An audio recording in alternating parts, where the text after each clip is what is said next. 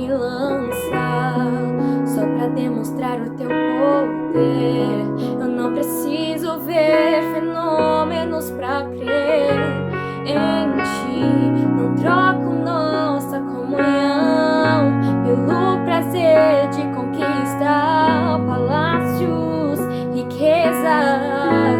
Como no deserto isso vai passar, por isso resistindo estou.